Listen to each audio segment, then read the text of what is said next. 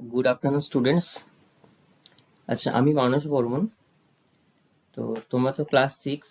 তো আমি তোমাদের ভূগোল বিষয় নিয়ে আলোচনা করতে এসেছি।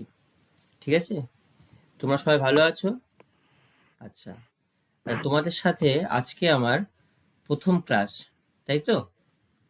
আচ্ছা, ঠিক আছে, চলো আমরা ধীরে ধীরে ক্লাসের দিকে যাই। আজকে আমরা কি জানবো দেখি। তো দেখো, আমি শুরুতেই তোমাদের দেখিয়েছি আজকের বিষয় ভূগোল, আর তোমরা ক্লাস 6 সেই হিসাবে দেখিয়েছি, এবং আমার নাম হচ্ছে মানস বর্মন। ঠিক আছে?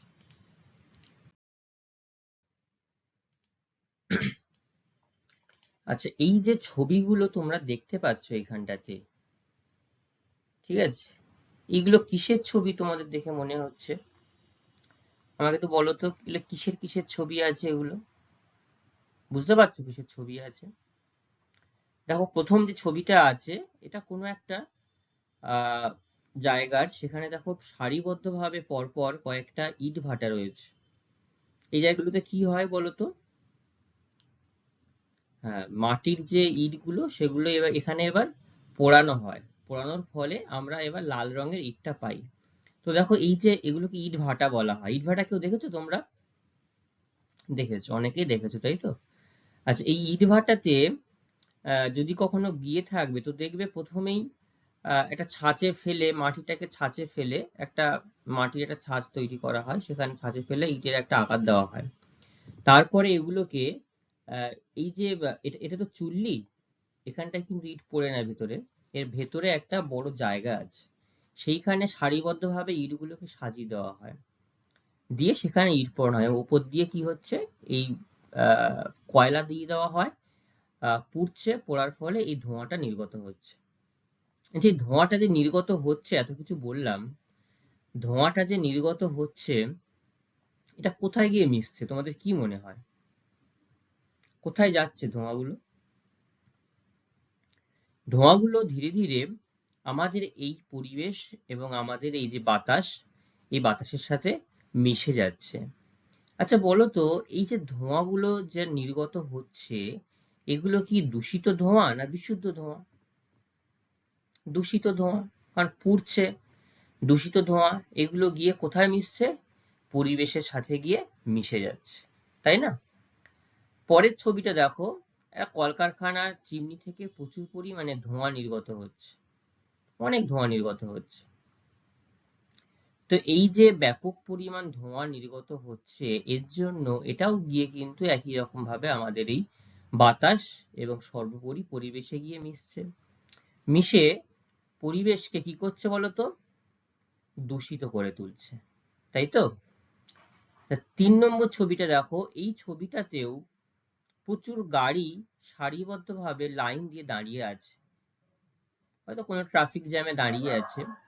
তো এই যে গাড়িগুলো চলার ফলে, বা যে কোনো ধরনের আহ, গাড়ি, বাস হতে পারে, লরি হতে পারে, যে কোনো প্রাইভেট কার হতে পারে, চলার ফলে এর থেকে যে ধোঁয়া নির্গত হয়, তার দ্বারাও কিন্তু পরিবেশ ব্যাপকভাবে দূষিত হতে পারে। হয়তো তোমরা দেখেছো কোনো গাড়ির যেটা ধোঁয়া বেরিয়ে যাওয়ার যে জায়গাটা রয়েছে, সেখান থেকে ব্যাপক পরিমাণে কোনো, বিশেষ করে পুরাতন গাড়ি, লরি বা বাসের ক্ষেত্রে একটা কালো একটা ধোঁয়া বেরিয়ে যাচ্ছে। এবং আমরা যদি পাশ দিয়ে যাই, শুরুতেই আমরা কি করি বলো তো? কি করো তোমরা পাশ দিয়ে গেলে? শুরুতেই নাকে মুখ দিয়ে আমরা, সরি, নাকে আমরা মানে হাত দিয়ে মুখটা ঢেকে দিই, এটাই বলতে চাইছিলাম আর কি। তো কেন দিই? কারণ এই যে বিষাক্ত ধোঁয়াটা, এই ধোঁয়াটা এসে সরাসরি আমাদের না শ্বাস প্রশ্বাসের মধ্যে দিয়ে আমাদের শরীরের মধ্যে প্রবেশ করে। যাতে না যায়, সেই জন্যই আমরা মুখের ওপর হাতটা দিয়ে দিই, যাতে ধোঁয়াটা আমাদের শরীরে প্রবেশ করতে না পারে, তাই তো? আচ্ছা, তো এই যে ছবিগুলো দেখেছি, বা পরবর্তীকালে আরো আমরা বিস্তারিতভাবে জানবো, এগুলো দেখে তোমাদের কি মনে হচ্ছে যে আজকে আমরা কি বিষয় সম্পর্কে আলোচনা করতে চলেছি? কোন বিষয়টা আজকে আমরা জানবো? কেউ বুঝতে পারছো? একদম ঠিক, বায়ু দূষণ। তাই তো? বায়ু দূষণ কিভাবে হয়, কেন হয়, সেই সম্পর্কে আজকে আমরা জানবো। তো আজকে আমাদের পাঠ্যসূচির যে আমরা যেটা পড়ছি যে অধ্যায়, তার নাম হচ্ছে বায়ু দূষণ।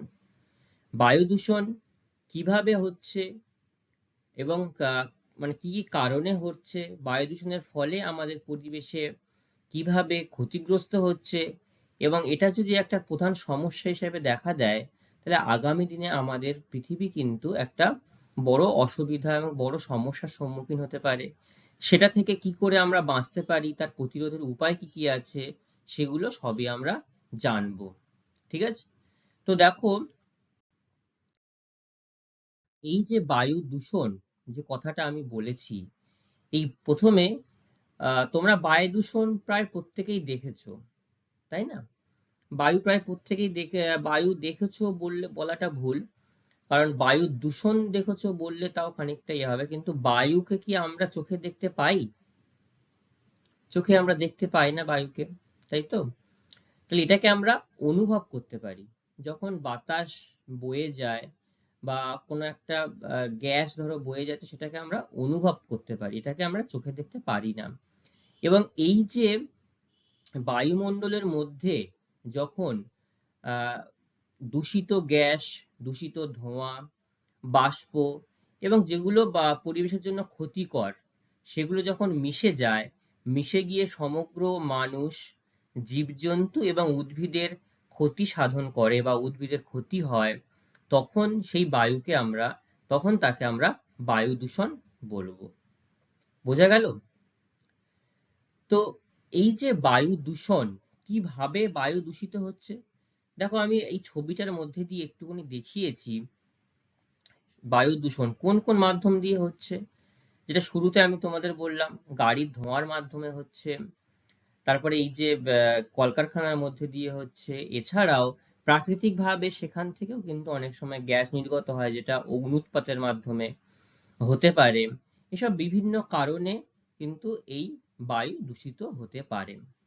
প্রধান প্রধান যে গ্যাস, বায়ু দূষিত হওয়ার প্রধান প্রধান যে গ্যাস, সেই গ্যাসগুলি আমাদেরকে মনে রাখতে হবে।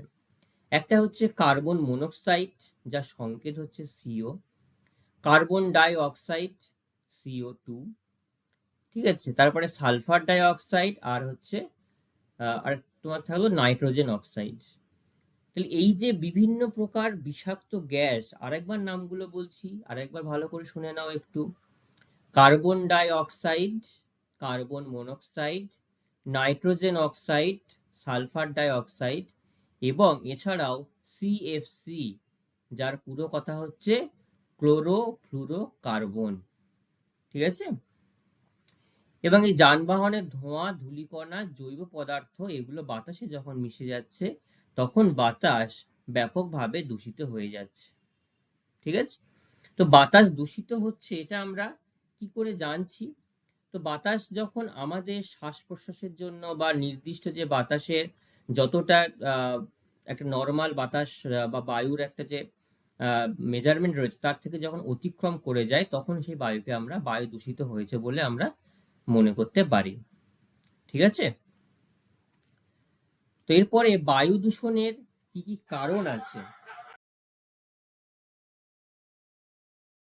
অর্থাৎ বায়ু কিভাবে দূষিত হচ্ছে, বায়ু দূষণের কারণ কি কি আছে, সেগুলো আমরা পরপর জানবো। অনেক কারণ হতে পারে, ঠিক আছে?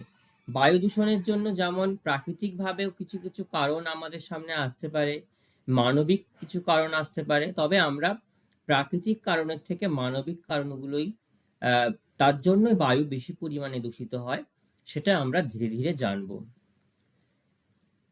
সবাই বুঝতে পারছো কিভাবে বায়ু দূষিত হয় বা কিভাবে বায়ু দূষণ কাকে বলে বললাম? বুঝতে পেরেছো? আচ্ছা, তো আমরা প্রথমে কারণগুলো একটু দেখি।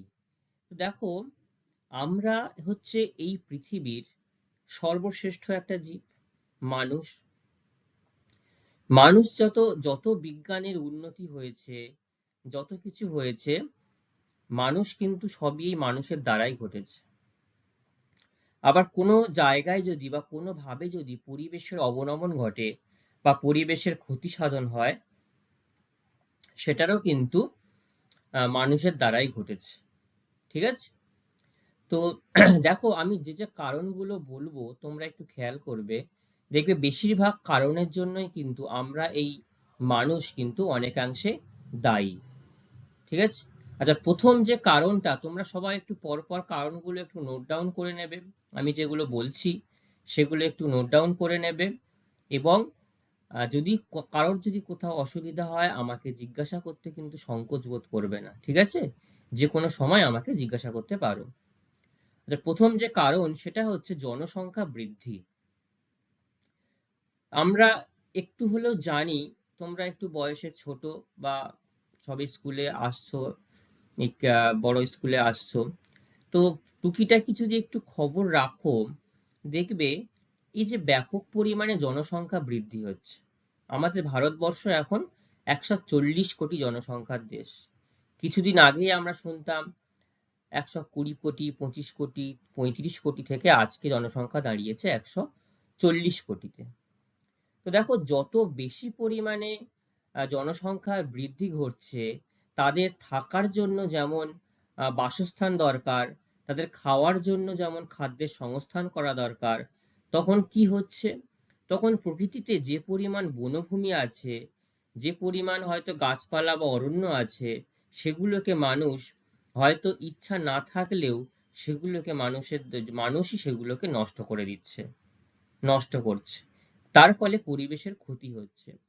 এবং এই যে ব্যাপক পরিমাণ জনসংখ্যা যখন বৃদ্ধি পাচ্ছে, তাদের যাতায়াত করার জন্য প্রচুর পরিমাণে গাড়িরও প্রয়োজন হচ্ছে। তার জন্য রাস্তা, কোথাও সরু রাস্তা ছিল আগে, সেই সরু রাস্তা দিয়ে হয়তো ভালোই চলাফেরা করা যেত, এখন সেই সরু রাস্তা দিয়ে চলাফেরা করা যাচ্ছে না।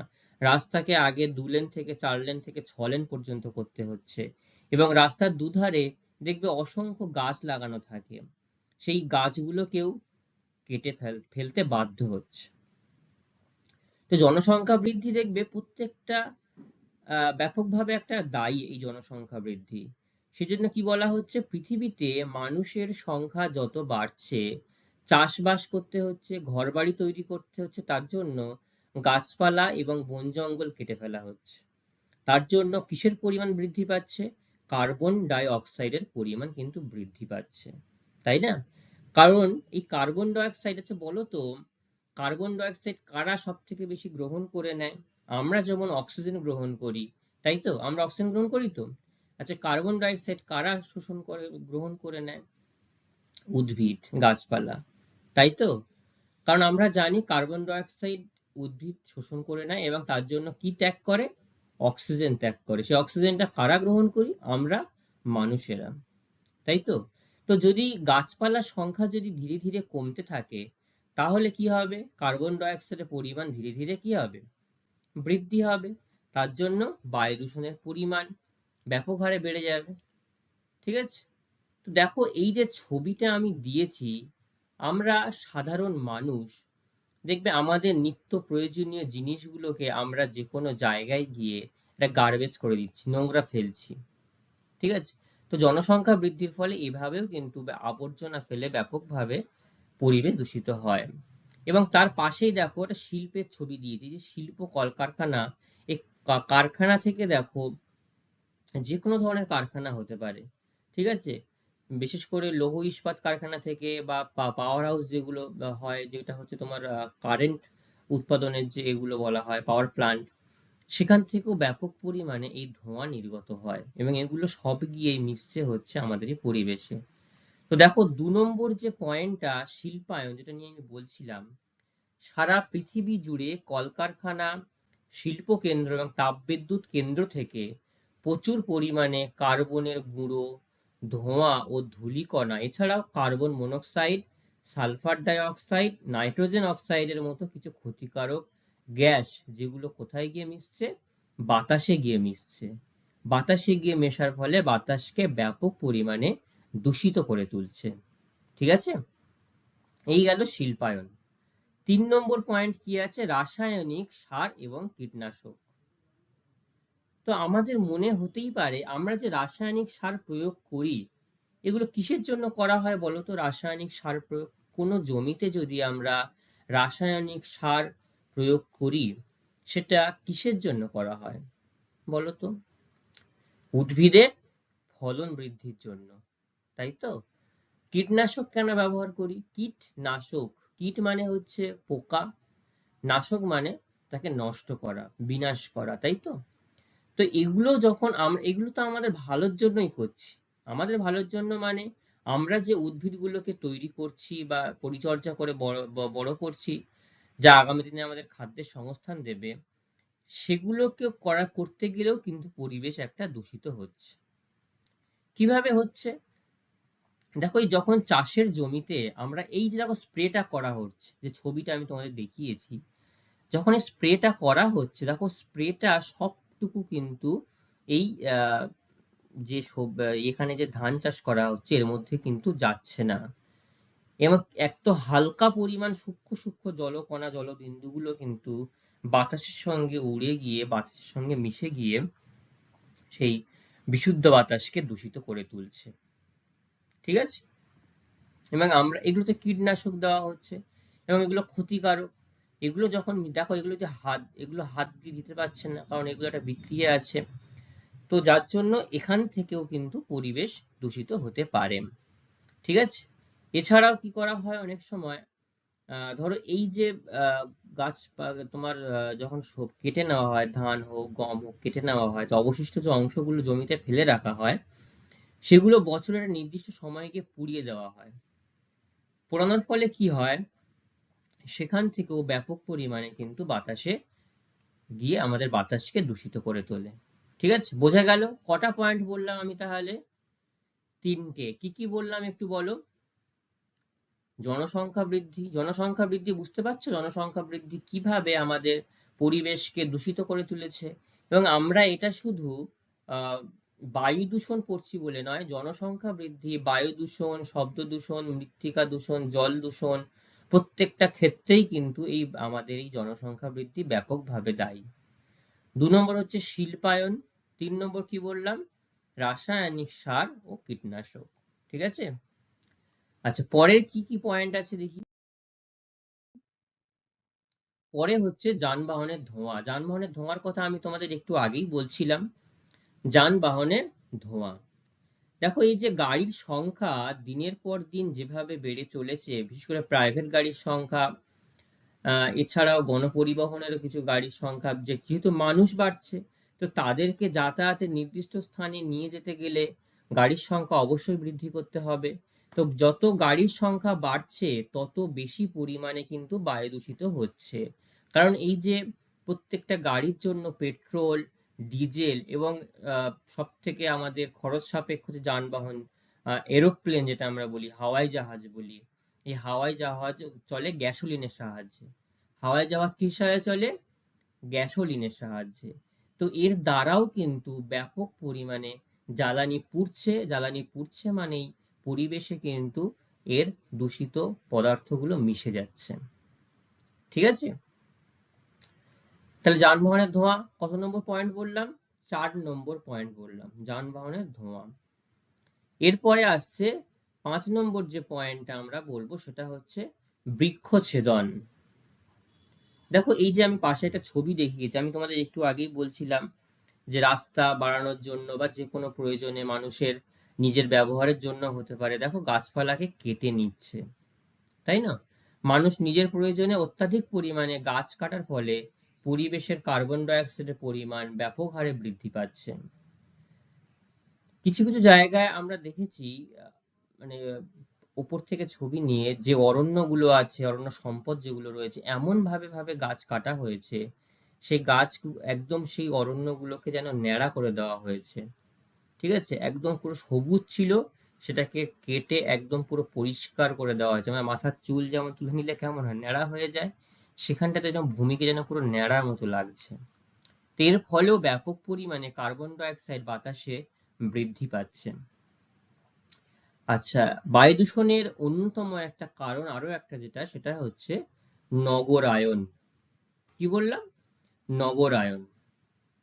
দেখো এই যে যত জনসংখ্যা বাড়ছে, দেখো জনসংখ্যা কিন্তু প্রায় প্রত্যেকটা জিনিসের সঙ্গে দায়ী। প্রথমে জনসংখ্যা বললাম, জনসংখ্যার জন্য শিল্প বৃদ্ধি করতে হচ্ছে, সারে তোমার চাষবাসের পরিমাণ বৃদ্ধি করতে হচ্ছে, সব পয়েন্ট গুলো ওইটা থেকেই আসছে। যানবাহনের ধোঁয়া, দেখো মানুষ বাড়ছে, যানবাহন বাড়ছে, ধোঁয়া মানে বায়ু দূষণের পরিমাণ বৃদ্ধি পাচ্ছে। মানুষের যত বৃদ্ধি হচ্ছে, জনসংখ্যা যত বৃদ্ধি হচ্ছে, মানুষ নিজের প্রয়োজনে গাছপালা কাটছে, আসবাবপত্র প্রয়োজন, বাসস্থানের প্রয়োজন, চলো একটা অরণ্যকে ধ্বংস করে দিই আমরা। নগরায়ন দেখো, এটাতেও দেখো জনসংখ্যা বৃদ্ধি পাচ্ছে। আগে যখন জনসংখ্যা ছিল তখন কম ছিল আর কি, তখন মানুষ, বেশিরভাগ মানুষ সব গ্রামে বসবাস করত, ঠিক আছে? তো যখন গ্রামে বসবাস করতো দেখবে গ্রামের বাড়িগুলো কিন্তু একদম গায়ে গায়ে হয় না, বেশ খানিকটা ফাঁকা হয়। গ্রামে গেছো তো, সবাই দেখেছো তো, সবাই দেখেছো গ্রামে। এবং এই যে গ্রামে আমরা প্রায় সময় দেখো এখন বলে থাকি বা প্রায় আমরা নিজেরা আলোচনা করে থাকি যে যখনই আমাদের একটু বাতাস পরিবর্তন করার ইচ্ছা হয়, শহরের একঘেয়েমি থেকে বাঁচার ইচ্ছা হয়, তখন মানুষ একটু বলে স্বস্তির নিঃশ্বাস পেতে কোথায় যায় বলো তো ছুটি কাটাতে? একটা ফাঁকা জায়গা, একটা ফাঁকা গ্রাম্য পরিবেশে যায়, তাই না? কারণ সেখানে মানুষ চায় যে একটা সুন্দর করে শ্বাস প্রশ্বাস নেবে, যে বাতাসে দূষণের পরিমাণ নেই। দেখো এত জনসংখ্যা বৃদ্ধি হয়ে যাওয়ার ফলে কি হচ্ছে, শহরে মানুষ কাজ করতে আসছে।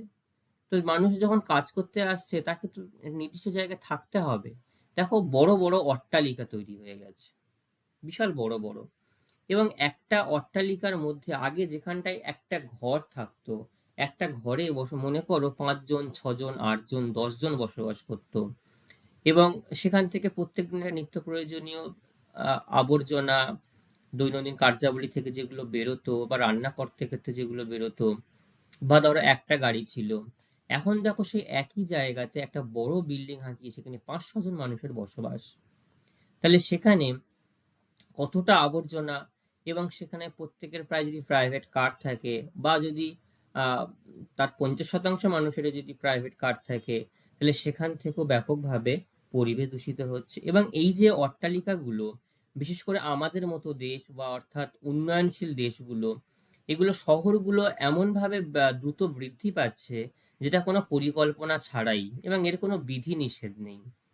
হঠাৎ হঠাৎ করে মনে হলো এখানে একটা বিল্ডিং বানিয়ে দেওয়া হচ্ছে, তো বানানো হচ্ছে। এবং এর ফলে এই যে কংক্রিটের যে একটা জঙ্গল বলতে পারি আমরা বড় বড় শহরকে, এবং যে পরিমাণ তাপ শোষণ করে সবটুকু কিন্তু ফিরে যায় না। এবং তার জন্য, এবং তারা, এবং এই যে অঞ্চলের মানুষরা বিধিসম্মত ভাবে যেহেতু ঘর বাড়ি তৈরি করছে না, সেখান থেকেও ব্যাপক পরিমাণে তোমার পরিবেশ দূষিত হয়, ঠিক আছে? এর জন্য, এবং এই যে আবর্জনা ফেলছে সে আবর্জনাগুলো পোড়ানো হচ্ছে, সেখান থেকেও পরিবেশ দূষিত হচ্ছে। যেন বলছে কি, বায়ু দূষণ সাধারণত ঘনবসতি পূর্ণ মেট্রোপলিটন এলাকায় বেশি পরিমাণে হয়, বিশেষ করে উন্নয়নশীল দেশ। আমাদের ভারত কিন্তু উন্নয়নশীল দেশ, ঠিক আছে, উন্নত দেশ নয়। উন্নয়নশীল মানে আমরা এখনো উন্নয়নের কার্যাবলী করে চলেছি, ঠিক আছে? এবং পরিবেশগত কোনো নিয়ম কানুন শিথিল একেবারে সেখানে নেই। এবং নগরায়নের ফলে শহরগুলোতে মানব সৃষ্ট বায়ু দূষণের কারণে অকাল মৃত্যু হার দ্রুত হারে বৃদ্ধি পাচ্ছে। বোঝা গেল? আমরা কিন্তু শহরেই বসবাস, এর মধ্যে অনেকেই দেখো আমরা কিছু কিছু, কেউ কেউ ফ্ল্যাটে থাকে, কেউ কেউ নির্দিষ্ট বাড়িতে থাকে। কিন্তু একটা জিনিস কিন্তু আমাদের মানতেই হবে, যে গ্রামের থেকে শহরে কিন্তু দূষণের পরিমাণ বেশি, তাই না? ভুল বললাম কি কিছু? আচ্ছা, তাহলে কটা পয়েন্ট বললাম? প্রথমে বললাম 3টে, আমার সঙ্গে একটু পয়েন্ট গুলো একটু সবাই একটু বলো তো জোরে জোরে। 1 নম্বর বলেছি জনসংখ্যা বৃদ্ধি, তাই তো? 2 নম্বরে কি বলেছি? শিল্পায়ন।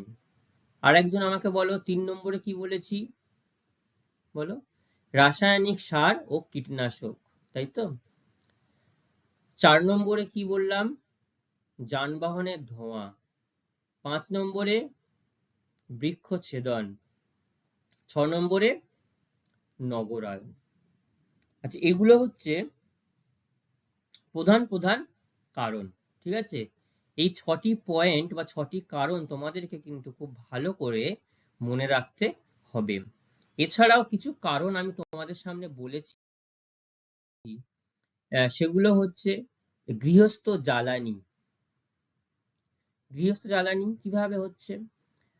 আগেরকার দিনে যখন মানুষ কাঠের জ্বালানি বা ঘুঁটে ব্যবহার করত রান্নার কাজ হিসাবে, যখন আগুন জ্বালাতো তখন দেখবে শুরুতেই বা রান্না করতে করতে ব্যাপক পরিমাণ ধোঁয়া সেখান থেকে বেরোতো, এবং এই ধোঁয়াটাও কিন্তু অতিরিক্ত ক্ষতিকারক গ্যাস। ঠিক আছে? এই গ্যাস মানুষের সাথে শরীরের সাথে বা শরীরের মধ্যে প্রবেশ করে গিয়ে শরীরকে কিন্তু খারাপ করে তুলছে। এটা গেল গৃহস্থ জ্বালানি। এছাড়াও দেখবে আমাদের চারিপাশে প্রচুর মানুষ যারা সিগারেট খাচ্ছে বা বিড়ি খাচ্ছে, কিন্তু আমরা জানি এই সিগারেট খাওয়া এবং বিড়ি খাওয়া স্বাস্থ্যের পক্ষে অত্যন্ত ক্ষতিকারক, তাই তো? তা সত্ত্বেও মানুষ কিন্তু খায়। তো এই যে খাওয়ার জন্য কি হচ্ছে, কিছু কিছু মানুষের এদের থেকে হৃৎপিণ্ড, মানে যেটা হার্টের রোগ, ফুসফুসের, এমনকি ক্যান্সারও হতে পারে, তাই তো? তো আমাদের এর থেকে আমাদেরকে বিরত থাকতে হবে যাতে আমরা সুস্থ থাকতে পারি। আচ্ছা, গৃহস্থালী কিছু একটা পয়েন্ট গেল, তাহলে এটা গেল 7 নাম্বার পয়েন্ট। এছাড়া রয়েছে আবর্জনা। দেখো এই যে আবর্জনা, আমি এটা একটা ছবি দেখি, যেটা হচ্ছে একটা আমাদের কলকাতারই ধাপা বলে একটা জায়গা। এই জায়গাটায় কি হয় আমাদের, কেউ নাম শুনেছো? আচ্ছা, কি হয় বলো তো? হ্যাঁ, ঠিক বলেছো। আমাদের কলকাতা শহর বা কলকাতা সংলগ্ন যা শহর আছে, সেখান থেকে কর্পোরেশন দ্বারা যে নোংরাগুলো সংগ্রহ করা হয়, বাড়ি বাড়ি গিয়ে যে ভ্যানে ভ্যানে গিয়ে নোংরাগুলো নিয়ে আসা হয়, সেগুলো গিয়ে এইসব ধাপা মাঠে গিয়ে জমা করা হয়। আর নিচু জায়গায় গিয়ে তো ফেলতে হবে, সেখানে গিয়ে জমা হয়ে যেন একদম পুরো ময়লার পাহাড় তৈরি হয়েছে একটা। ঠিক আছে? তো এই দেখো ঘরের আবর্জনা, জঞ্জাল, এছাড়াও ধূপকাঠির ধোঁয়া হতে পারে, মশা তাড়ানোর, দেখবে এই যে মশা তাড়ানোর ধূপ কিছুক্ষণ জ্বালালে অনেকের কিন্তু চোখ চোখ জ্বালা করে, বুক ব্যথা করে, মাথা ব্যথা করে, এবং এগুলো একটা অত্যাধিক বাজে দুর্গন্ধ। এর জন্য কিন্তু পরিবেশ ব্যাপকভাবে ক্ষতিগ্রস্ত হয়। ঠিক আছে? রঙের মাধ্যমে, এটা একটা আমি ছবি দিয়েছি রং। তো এই ছবিটা আমি দেখালাম এই জন্য, দেখো আমরা তো এই কতই বা ঠাকুর তৈরি হচ্ছে, এই যখন ঠাকুরও তৈরি করা হচ্ছে, এই যে স্প্রে করা হচ্ছে এটা মেশিনের সাহায্যে, দেখো এই যে স্প্রে করা হচ্ছে রঙের মধ্যে থাকে সীসা। ঠিক আছে? এই সীসার থেকেও এই যে খানিকটা যদি বাতাসের সঙ্গে মিশে যায়, এটাও গিয়ে বাতাসকে কিন্তু দূষিত করে তুলছে। এছাড়াও তোমাদের প্রত্যেকের ঘরেই কম বেশি দেখবে রঙের কাজ হয়। যখন দরজা বা জানালাতে রং করা হয়, তার তখন রং করার সময় কি একটা তীব্র ঝাঁঝালো একটা গন্ধ বেরোয় না? এর জন্য অনেকে দেখবে মাথা ঝিমঝিম করে অনেকক্ষণ থাকলে, যখন কাঁচা রং হয়। সেজন্য বলে রং সবে সবে হয়েছে, এখন সেটাকে ব্যবহার না করতে। তো এই রঙের মাধ্যমেও কিন্তু আমাদের পরিবেশে ক্ষতি হয়। দেখো কিছু কিছু জিনিস আমরা নর্মালি করছি, কিন্তু তার মাধ্যমেও কিন্তু পরিবেশ, মানে পরিবেশের মধ্যে বায়ু কিন্তু দূষিত হচ্ছে। এছাড়াও আমি যে পয়েন্টগুলো, সেগুলো আর বিস্তারিতভাবে লিখে দিইনি, বলে দিইনি, তোমরা মনে রাখলেই হবে। অনেকগুলো পয়েন্ট আলোচনা করেছি, তোমাদের যদি পরীক্ষায় আসে যে কোনো 6টি থেকে 7টি, বা আরো যদি কেউ লিখতে পারো সময়ের জন্য, সেগুলো কিন্তু সুন্দর করে লিখে দিতে পারো। ঠিক আছে? প্রথম 9টি পয়েন্ট বলেছি। এছাড়াও হতে পারে বিস্ফোরণ। দেখো এই যে একটা নিচে দেখো বিস্ফোরণের ছবি দিয়েছি, এটা যে কোনো জায়গায় বম ব্লাস্ট হতে পারে। সেই বম ব্লাস্টের জন্য দেখো ব্যাপক পরিমাণ সেখান থেকে দূষিত গ্যাস বা ওইখানকার ধুলো বালি মিশে একটা পরিবেশকে দূষিত করে তুলছে। এটা হতে পারে। ধূলিঝড়, ধূলিঝড় কোথায় হয়? ধূলিঝড় মানে কি? ধুলোর ঝড়, তাই তো? তো এই ধূলিঝড়ের মাধ্যমেও কিন্তু বাতাস বা পরিবেশ ব্যাপকভাবে দূষিত হয়। ধূলিঝড় কোথায় দেখতে পাই আমরা, কেউ বলতে পারবে? ধূলিঝড় মূলত আমরা দেখতে পাই মরুভূমি অঞ্চলে, অর্থাৎ যেখানে বায়ুর গতিবেগের পরিমাণ অনেকটাই বেশি এবং ফাঁকা প্রান্তর থাকে, সেই মরুভূমি অঞ্চলে দেখা গেল হঠাৎ করে এই ধূলির ঝড় ওঠে বা ধুলো ঝড় ওঠে। এটা বাতাসে মিশে যায়, বাতাসে মিশে গেলে পরিবেশ দূষিত হতে পারে। দাবানল, দাবানলের নাম শুনেছো কেউ? কোথায় হয় বলো তো? অরণ্যে বা জঙ্গলের মধ্যে হয়, তাই না? দেখবে অনেক সময় একদম যখন এই অরণ্য বা জঙ্গলের পাতাগুলো একদম শুকিয়ে যায়, খটখটে হয়ে যায়, তখন এগুলো যদি একে অপরের সঙ্গে ঘষা লেগে যায়, ঘষা লেগে অনেক সময় দাবানলের সৃষ্টি হয়। দাবানল যদি হয়, তার মাধ্যমেও কিন্তু পরিবেশ দূষিত হতে পারে। আর একটা লাস্ট যে কারণ, সেটা হচ্ছে অগ্নুৎপাত। অগ্নুৎপাতের মাধ্যমেও কিন্তু পরিবেশ দূষিত হয়। এই যে যখন অগ্নুৎপাত হয়, যখন লাভার উদগীরণ হয়, ঠিক আছে, সেখানেও ব্যাপক পরিমাণ একটা গ্যাস থাকে, সেই গ্যাস যখন বাতাসে মিশে যায়, এবং এই যে ধোঁয়া দেখছো, অগ্নুৎপাতের মাধ্যমে যে ধোঁয়াগুলো দেখছো, এটাও কিন্তু বাতাসে মিশে গিয়ে বাতাসকে দূষিত করে তুলছে।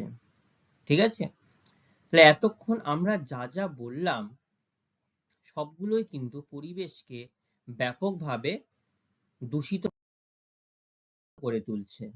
ঠিক আছে, তো পরিবেশ যখন দূষিত হচ্ছে, তো পরিবেশ দূষিত হয়ে যাওয়ার ফলে আমাদের কি কি ক্ষতি হচ্ছে, দেখি আমাদের কি ক্ষতি হচ্ছে। এটাকে আমরা বলবো বায়ু দূষণের ফলাফল। কি কি হচ্ছে? প্রথম যে কারণটা বলা হচ্ছে, সেটা হচ্ছে ওজোন স্তর। ওজোন স্তর ধ্বংস। ঠিক আছে, তো ওজোন স্তর ধ্বংস কিভাবে হচ্ছে? তো এই যে ওজোন স্তর বা ওজোন লেয়ারটাকে আমরা একটা রক্ষা কবচ বলতে পারি। কেন রক্ষা কবচ বলি? দেখো ছবিটার মধ্যে, ছবিটা দেখলেই বুঝতে পারবে। সূর্য থেকে যে অতিবেগুনি রশ্মিগুলো আসে, ঠিক আছে, এই অতিবেগুনি রশ্মিগুলো সরাসরি আমাদের পৃথিবীতে এসে পৌঁছায় না। এই ওজোন স্তর এটাকে খানিকটা প্রতিহত করে নেয়।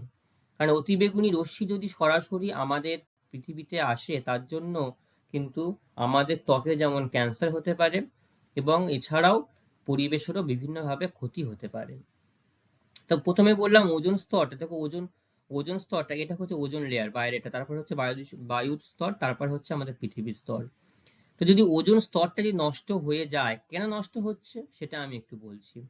এই যে আমাদের প্রায় বাড়িতে এসি আছে, ফ্রিজ আছে, এইগুলো থেকে একটা গ্যাস নির্গত হয়, তার নাম হচ্ছে সিএফসি। ঠিক আছে, যেটাকে আমরা ক্লোরোফ্লুরোকার্বন নামে চিনি বা জানি। এছাড়াও পারমাণবিক যে বিস্ফোরণ হয়, সেখানে তো আরো ব্যাপক পরিমাণে ক্ষতিকারক গ্যাস থাকে, যে গ্যাস যদি বাতাসে মিশে যায়, তাহলে সাধারণ মানুষ বা যে কোনো মানুষের শ্বাস প্রশ্বাসের জন্য ব্যাপক ক্ষতিকর হয়ে দাঁড়ায়। তাহলে এইগুলোর জন্যই, এই যে গ্যাসগুলোর জন্যই ওজোন স্তরে কি হয়েছে, ওজোন একটা ওজোনের স্তর যেটা ছিল পাতলা হয়ে যাচ্ছে, এবং সেখানে ছিদ্র দেখা দিচ্ছে। তবে এখানটা বলা হয়েছে ওজোন হোল, তার মানে এখানে ছিদ্র হয়ে গেছে।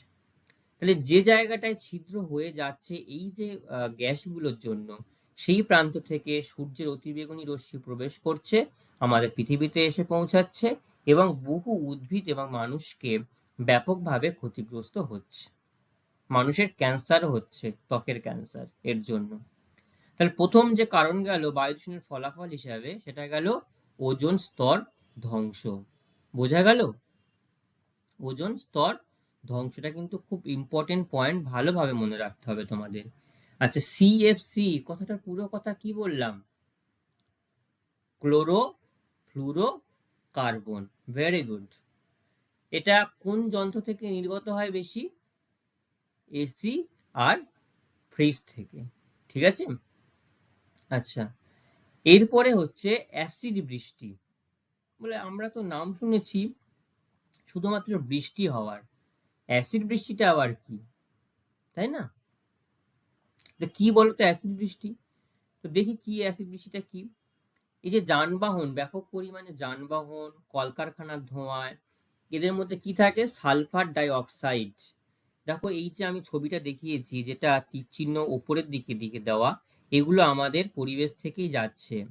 ঠিক আছে, সালফার ডাই অক্সাইড আর হচ্ছে নাইট্রোজেন অক্সাইড, এগুলো কি হচ্ছে ওপরে H2O, মানে মেঘের মধ্যে যে জলটা আছে, যে জলটা ঘনীভূত হবে, তার সঙ্গে গিয়ে মিশে যাচ্ছে।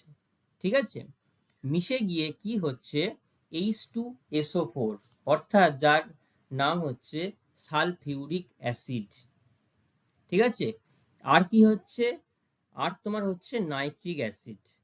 তো এই সালফিউরিক অ্যাসিড আর নাইট্রিক অ্যাসিড, এগুলো যখন আবার এই বৃষ্টির জলের সঙ্গে মিশে গিয়ে এটা অ্যাসিডের হচ্ছে, অ্যাসিডের আকার ধারণ করছে, এবং সেগুলো যখন আমাদের পৃথিবীতে বা ভূপৃষ্ঠে নেমে আসছে সেগুলো পুকুরের নদীর মাছ যেমন ক্ষতি করছে, তোমার এছাড়াও বন জঙ্গলেরও ক্ষতি করছে, মানুষের ক্ষতি করছে। এছাড়াও বিভিন্ন স্থানে যে বিভিন্ন জায়গায় যে মূর্তি আছে, সেই বিশেষ করে মার্বেল পাথরের যে মূর্তি আছে সেগুলোর উপর যখন পড়ছে সেগুলোও নষ্ট হয়ে যাচ্ছে। দেখো এই যে প্রথমে বলে তাজমহল, ভিক্টোরিয়া, এগুলোর ওপর যদি এই অ্যাসিড বৃষ্টি পড়ে না, তাহলে কিন্তু সেই মার্বেল পাথরের সঙ্গে বিক্রিয়া করে সেগুলো ধীরে ধীরে ক্ষয় পেতে শুরু করে। এছাড়াও ইস্পাতের তৈরি ব্রিজেরও ব্যাপকভাবে ক্ষতিগ্রস্ত হয়। তাহলে একটা গেল ওজোন স্তর বিনাশ বা ওজোন স্তর ধ্বংস, আর একটা হচ্ছে অ্যাসিড বৃষ্টি।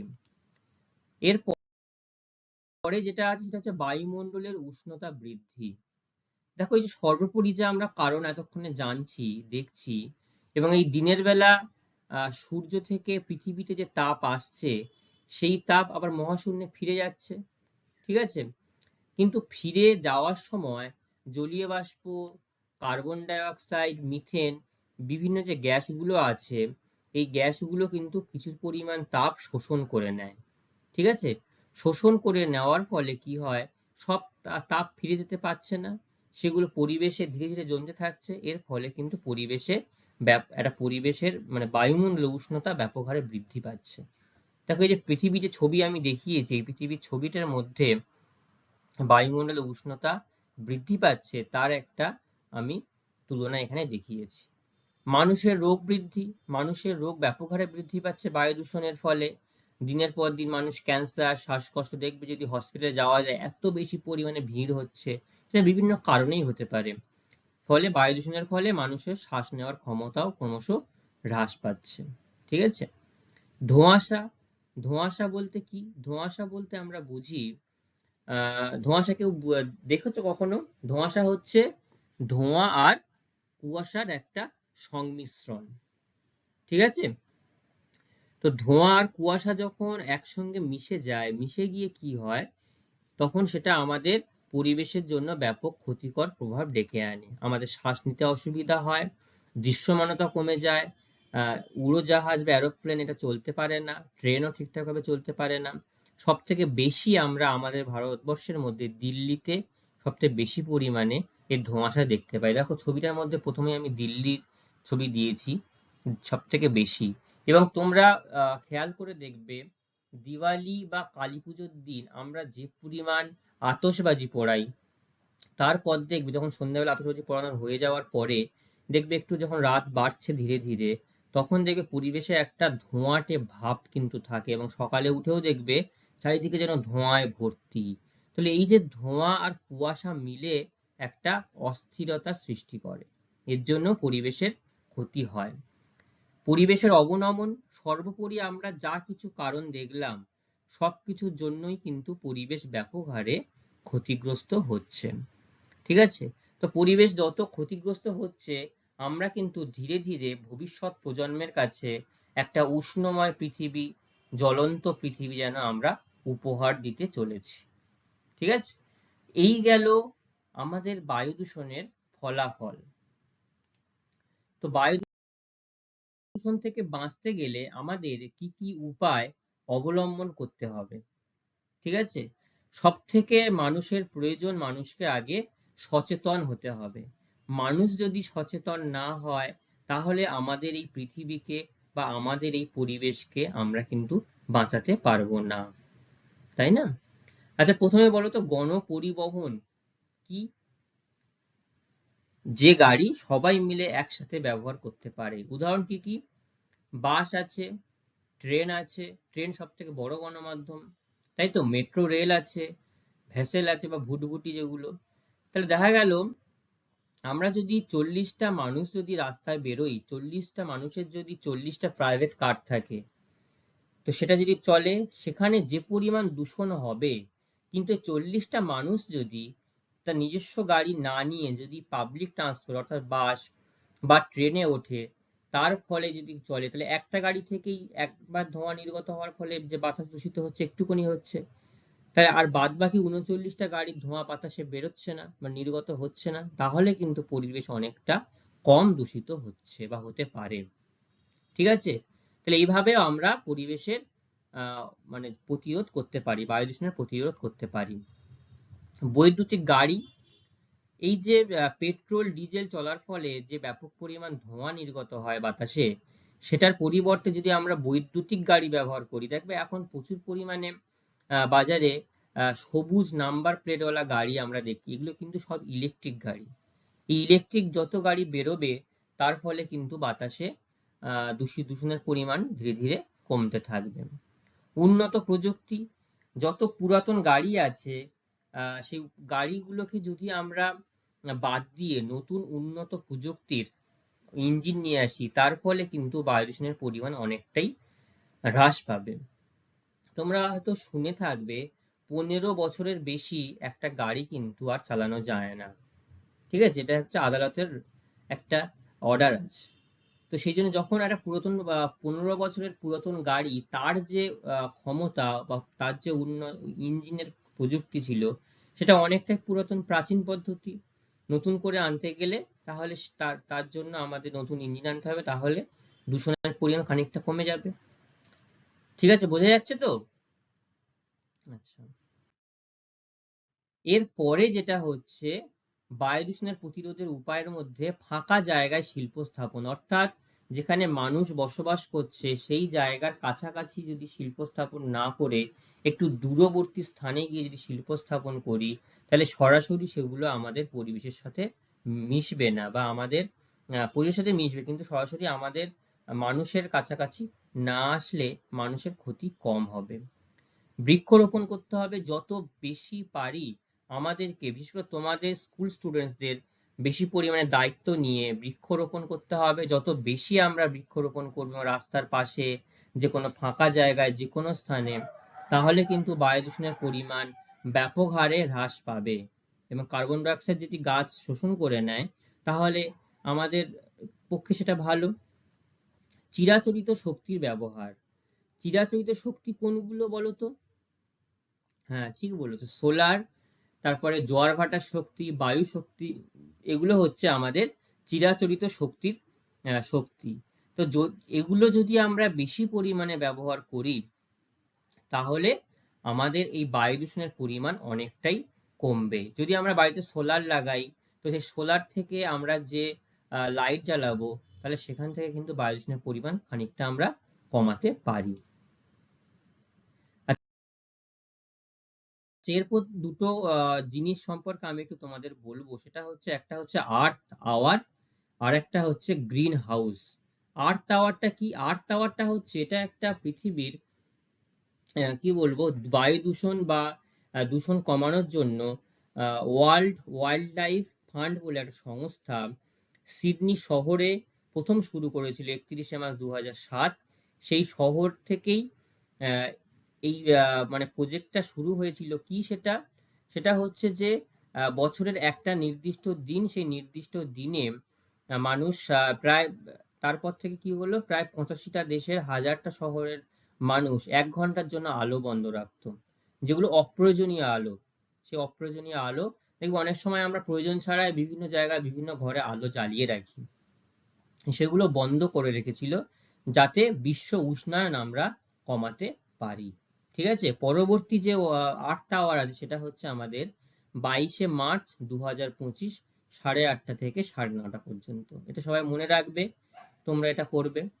ঠিক আছে, আচ্ছা, এরপরে গ্রিন হাউস। গ্রিন হাউস কথাটা, গ্রিন মানে কি? সবুজ, হাউস মানে ঘর। তাহলে এটা কি সবুজ ঘর? ব্যাপারটা সেরকম ঠিক নয়।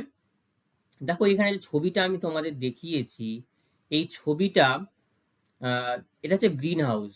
গ্রিন হাউসটা কি?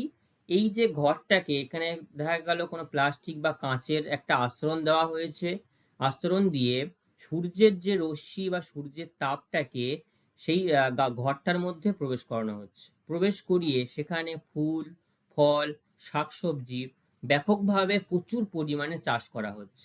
কিন্তু যে তাপ একবার ওই ঘরটার মধ্যে প্রবেশ করছে সেটা কিন্তু আর বাইরে বেরোতে পারছে না। ঠিক আছে, এবং বাইরে যখন বেরোতে পারছে না তখনই এই পদ্ধতিটাকে পুরোপুরি আমরা বলছি গ্রিন হাউস বা কাচের ঘর। ঠিক আছে, তো আমাদের পৃথিবীও দিন দিন যেন একটা গ্রিন হাউসের একটা ঘর হয়ে উঠছে। ঠিক আছে?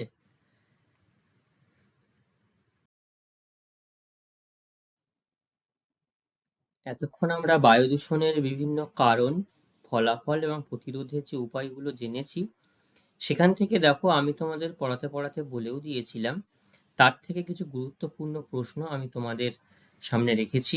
তোমরা এগুলোকে নোট ডাউন করে নেবে এবং পরবর্তী ক্লাসে এগুলোকে সবাই খুব ভালো করে একটু জেনে আসবে। আমি তোমাদেরকে প্রত্যেককে কিন্তু জিজ্ঞাসা করব কি কতটা ভালো বুঝতে পেরেছো। আর না হলে এখনো যদি কারো সমস্যা থাকে সেটা আমাকে বলতে পারো। ঠিক আছে? তো আজকের ক্লাস আমাদের এই পর্যন্তই। আবার দেখা হবে আমাদের পরবর্তী কোনো ক্লাসে। তোমাদের সকলকে থ্যাংক ইউ। সবাই ভালো থাকবে।